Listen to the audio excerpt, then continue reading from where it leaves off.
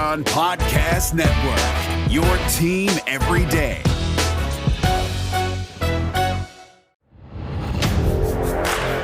You are Locked On Big Ten, your daily podcast on the Big Ten Conference. Part of the Locked On Podcast Network, your team every day.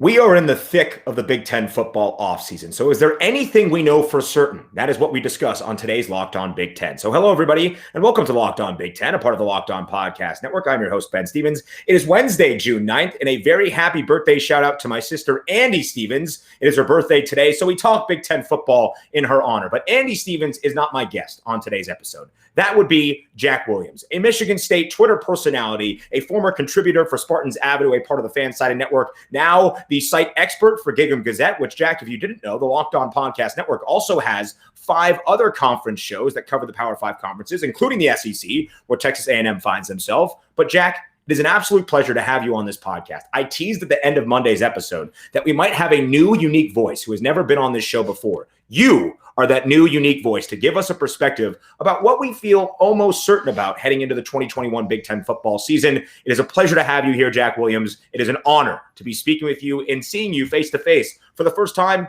in our history. So what a friendship we are building. I know. It's an honor to be on here. I listen to Locked On Big Ten like every single day. Locked On everything, No, not just Jack. Big Ten. No, Locked you on don't. Everything. I promise you, I have. All right. Have you listened to Locked On Spartans with your guys, Will Hunter and Matt Sheehan? I've listened to Locked On Spartans. I've listened to Locked On Big Ten. I've listened to just any relevant Locked Ons. There you go. There is also Locked On Aggies, I believe, with Cole Thompson for Texas A&M if you ever need any type of advice. But, Jack, we are here to discuss what we know for certain, or at least what we feel pretty good about at this point of the Big Ten football offseason. We're going to talk about 2 or 3 things that we feel heading into 2021 are going to happen damn near 100%. And that will be the focus of today's episode. We'll build it all around the Big Ten team win totals from BetOnline that we have been focusing on the last couple of episodes here on Locked On Big Ten. But we'll really just have some fun with it because it's the middle of June and we're talking college football. So why not have some fun with it? So, Jack, you are my guest. You are making your debut on the Locked On Big Ten podcast. What is one thing that you feel pretty certain about, a take that you hold near and dear heading into 2021? I have a couple takes. I'll do my 2021 one first. I do have Please. one for like long term. Yeah, that'd be great. My 2021 take is that Indiana is the only team in the Big Ten that can threaten Ohio State, even come close. You know how to indoctrinate yourself to the host of Locked On Big Ten that has a lot of sympathies toward the Indiana football program. So please, Jack, continue. I just think with Penix at quarterback I think realistically nobody in the Big Ten West really has a chance to threaten. And I don't know, Wisconsin is going to do what they do and make it to the championship and then get their doors blown off. I don't know. I feel like Indiana is the only team with like a super high ceiling. Everybody else is sort of, Michigan had a down year. I think they'll bounce back, but I just don't see them competing with Ohio State. Obviously not MSU. I don't know. Penn State, again, it's kind of the same thing as Michigan. They had a down year. I don't think they'll bounce back quite to that level. Right. I just think Indiana's the only like complete team that could actually compete with Ohio State. I think that's pretty interesting you say that because I've always been very high on this Indiana football team where I actually do think outside of the plucky nature that Tom Allen has built and that sustainable culture, they also have a lot of talent on that roster. But I feel like that's a sentiment across the Big Ten. Not a lot of people have the same thought of. So it's interesting to hear from a guy that is a Michigan State alum that he thinks Indiana is the team in the Big Ten East that can compete with Ohio State. I appreciate that, Jack. Is there anything in particular outside of Michael Penix Jr. that gives you hope for IU this year? Yeah. Well, hold on. I actually had a reasoning I wrote in my notes here when I was sleeping. I woke up. I'm laying in bed. And when you were sleeping, you were writing? That makes sense. Wow. I like to write things down when I lay in bed. Okay. So what sells it for me is just the fact that they have so many returning starters, and it's good returning starters. I think something that gets overblown a lot in college football is like oh, this team has so many returning starters, but it's like, well, if they sucked, what? I mean, I don't know, what is that even worth?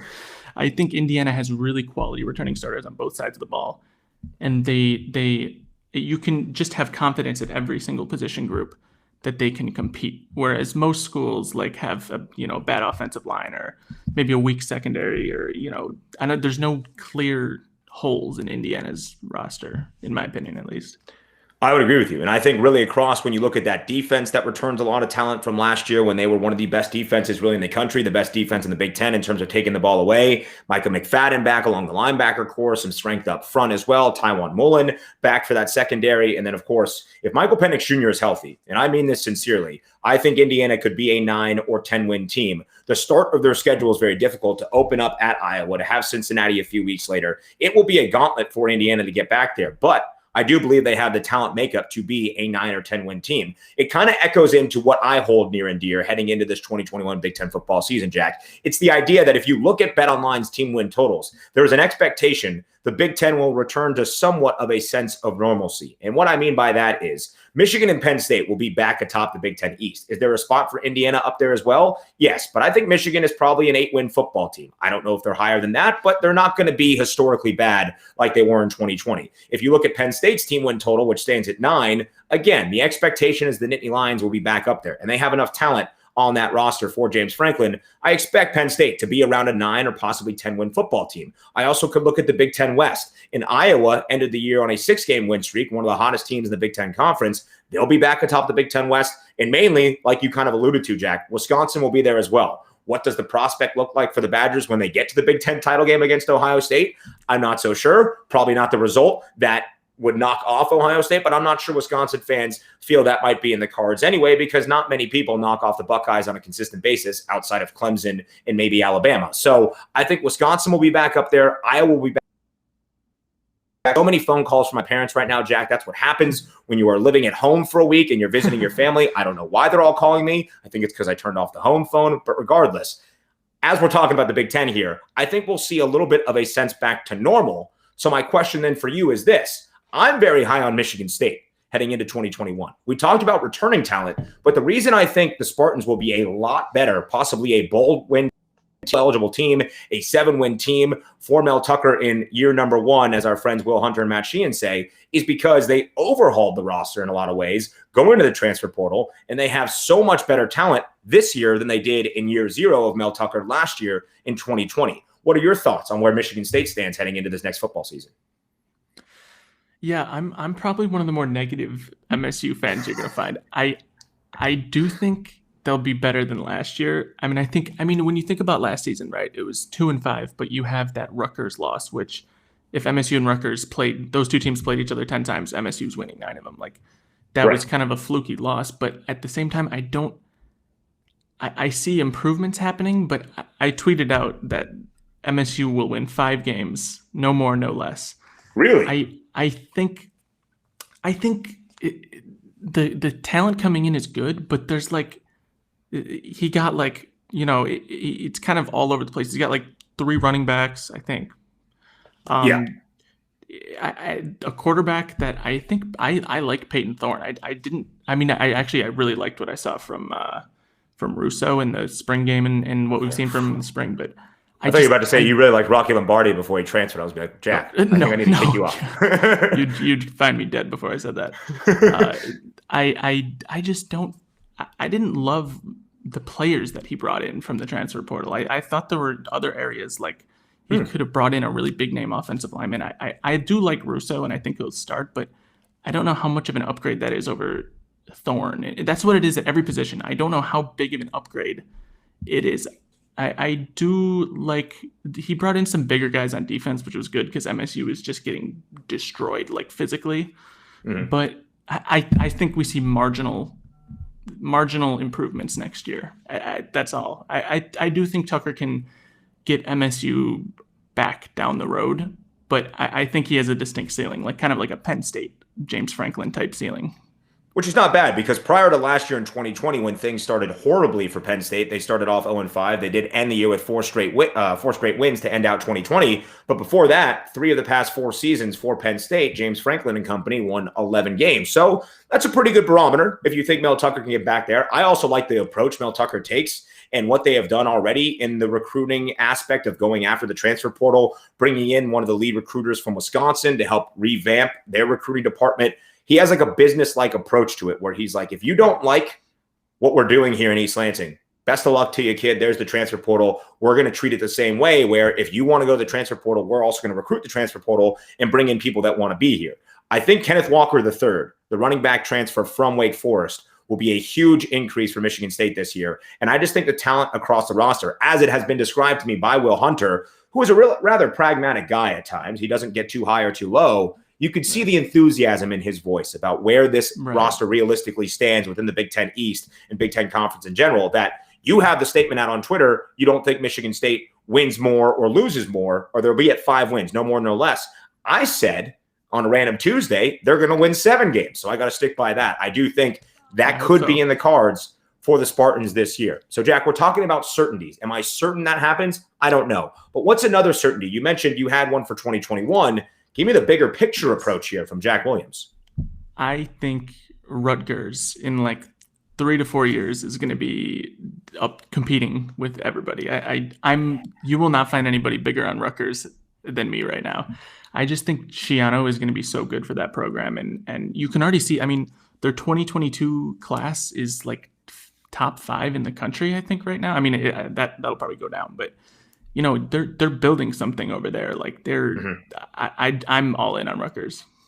I completely agree with you. And Schiano is the perfect guy for that program. Like there is not a man on this earth other than named Greg Schiano that should be the head coach of Rutgers football, because he recruits that pipeline that actually has some great talent from New Jersey and Pennsylvania, as well as anybody, to get them to stay at Rutgers. And he's doing that with the top rated recruits in the state of New Jersey, bringing them and keeping them home for this Rutgers Scarlet Knights team.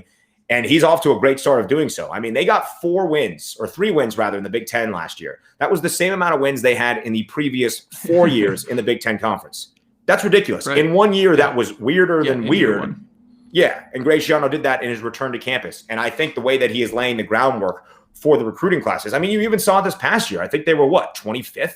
Something in the top 30, if I'm not mistaken, by the time things were all said and done.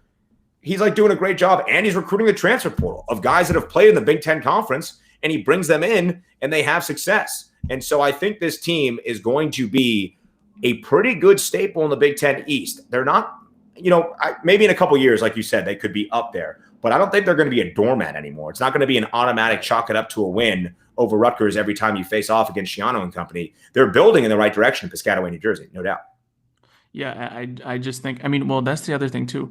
When I look at Rutgers and MSU, if I have to pick one of them to I don't know, I have more hope in Rutgers for some reason. I just love what Schiano is doing. I'm also a Bears fan, so I watched Mel Tucker give the Bears like the worst defense in Bears history. So I have a little sour spot for him, but okay. Rutgers is doing everything that they should do. If they don't succeed, there's no hope in college football. There's nothing you can do. I don't know. If that doesn't work, I don't know what will. That's a pretty good statement, I think, as well. If Rutgers can't ever turn it around, if Rutgers can't go from laughable bad at least to just mediocre, then there's no shot for the little guys at all. So I also think one more certainty that I have when you look at the Big Ten West is this is going to be a make or break year for 2 guys, Scott Frost and Jeff Braun. Do I think either of them could be fired at the end of this season? Probably more Jeff Braun than Scott Frost because of contract expectations and what they have there in place for both of them in West Lafayette and Lincoln, respectively. But I think this is going to be a make or break year because they both find themselves in a very similar position within the Big Ten West, where you're battling against the other to try to move up to the top, not just be stuck in the middle with the likes of Illinois and Northwestern on off years and Minnesota. So I think this is going to be a very, very crucial year for both Jeff Braun and Scott Frost. If they fall short of expectations, and I think those expectations need to be relative, but if they fall short of those expectations, I think it's going to be almost dead in the water for Jeff Braun and getting very, very scary in the seat, very, very hot for Scott Frost at the end of 2021 if the Huskers don't make a bowl game or something of the sort.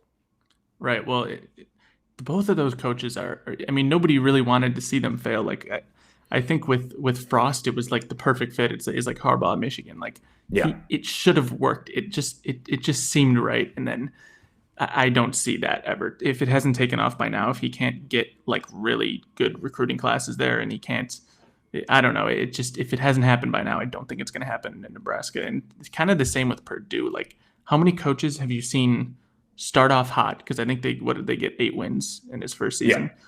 Or 7, but they were bowl eligible first 2 years. I know that. Right. Yeah. How many coaches have you seen do that, drop off, and then become good again? Like it just doesn't happen. Like it is as sad as it is, because I have nothing against Purdue, but I can't see either of those guys sticking around much longer. And Jeff Braun has reworked that roster to have a lot more talent than probably in years past in West Lafayette, outside of names like Kyle Orton and maybe Drew Brees. But he has really had some great players come in there athletically, like Rondale Moore, like David Bell currently. I think Jeff Braun needs to make better hires. What he's done with his defensive staff has been interesting. To bring in Bob Diaco last year was weird, but now it's their 3rd defensive coordinator in 3 seasons. That shows a little bit of fluctuation, maybe a little bit too much movement and not sticking the course with what was working early on. Scott Frost, Jack, I worked in Omaha when Scott Frost was hired at Nebraska. It was like a celebration, welcome home the prodigal son moment. Yeah. And I said, if Scott Frost is not the guy to get Nebraska back to where they have that expectation of being towards the top, the blue bloods of college football, nobody in the history will get Husker football back there. So I still have hope for Scott Frost because he understands the program. There is a historic traditional side to that Nebraska football program that needs to be kept up, as well as innovating towards the future. I think Scott Frost is that perfect blend. So I think this year, if they were to get to a bowl game, that is a realistic expectation that should happen, and you need to see those wins result. Are they going to be a 9-win team this year? No. Are they going to compete for the Big Ten West this year? No. Is it going to happen in the next 3 years? Maybe not. But if he can get them to bowl games consistently with some positive momentum to end off the year, then I think Scott Frost is on a much better trajectory than he currently sits right now in Lincoln. That's just my thought of who is at the helm of the Huskers football program right now. Because again, if it's not Scott Frost, I don't know who's out there. I mean, you could look at Zach Taylor, I guess, the head coach of the Bengals currently, and maybe hold on to hope for that. But if it's not Scott Frost, it's going to be very tough years to come for Nebraska. Right. And it's like the same thing I said for Rutgers. Like it's kind of the same, similar. I mean, it's a little different, but if Schiano doesn't work, it might not be meant to happen. But in terms of Nebraska, I think I can see Frost, like you said, bringing them to like a annual bowl contender, but I can't see him taking them to the next level. He might be the guy that makes them relevant again. That's my thing about Mel Tucker too, right? You look at every coach that has won a national championship or made the college football playoff. They started well. They were never bad. So when schools go have these negative records and can't get wins, it just tells me that that's not going to be the guy. They can help, but it's not going to be the guy. I wouldn't hold the 2020 pandemic season, though, against Mel Tucker, in full honesty. So I think this year, depending on what happens, might set the course for Mel Tucker during his tenure in East Lansing. So, Jack, I would be remiss if we did not finish by asking you your thoughts on Michigan football heading into 2021 and beyond, because you have takes about Michigan, and you're a Michigan State alum, and I think that's the beauty of the Big Ten, the friendly/non-friendly rivalries we see at times. All right. Yeah, well, again, I told you I'm probably like the most negative MSU fan, and I'm probably the most positive about Michigan. I think if we're being realistic, the last season was fluky for Michigan. Like, I'm not going to sit here and act like they were actually that bad. They had some clear issues. I don't know what was going on over there, but they will be back to 8-9 wins, what they were doing before the pandemic season. I think eventually they're just going to get tired of that and Harbaugh's going to be gone. But I absolutely think they can win 8-9 games and probably get destroyed by Ohio State as usual. I don't see that changing for a long time. No. And I mean, that's the sad reality of it, because Michigan holds themselves to that standard. And I think at times it's a catch-22 for Jim Harbaugh. No other coach in the country, but especially the Big Ten Conference, is judged by their relative success to Ohio State. If that was the case, we'd see a lot more hot seats and a lot more coaching turnover than we do. But obviously that's the nature of one of the most storied rivalries in all of college athletics. I will say this. I think this is a setup year for Jim Harbaugh in Michigan. That 7 or 8 wins, fine, whatever. Next year with J.J. McCarthy most likely at the helm and Donovan Edwards and all of Harbaugh's guys kind of coming to a culmination, if they again can't get to double-digit wins, if they again aren't even like remotely competitive in the game against Ohio State, then I think you look at the future of Jim Harbaugh, and that's why his contract was reworked to have a lesser buyout, to have a lesser salary on a yearly basis so that they can move on in a little bit more fiscally responsible way than they would have at the end of this past year. So I think this is more a setup year. 2022 is make it or break it. I will hold this near and dear next year in June, heading into the 2022 season, and Jack will be back and we'll talk about what we hold near and dear, and we'll talk about that Michigan setup year now being in the past and what we look forward to in 2022. So hold this date on your calendar, June 10th, 2022, back on the Locked On Big Ten podcast. You okay with that, Jack? I'm okay with that. I'm holding the date. Thank you. I think, Jack, in your first appearance here, in your Locked On Big Ten debut, you did absolutely fantastic. Again, Jack Williams, a Michigan State alum, a former contributor to Spartans Avenue, now the site expert for Beale Street Bears covering the Memphis Grizzlies and Gig'em Gazette covering the Texas A&M Aggies. He's all over the place, but he brings that wealth of knowledge to us here on Locked On Big Ten. Jack, it was an absolute pleasure, my friend. It was a pleasure to be on here. Thank you.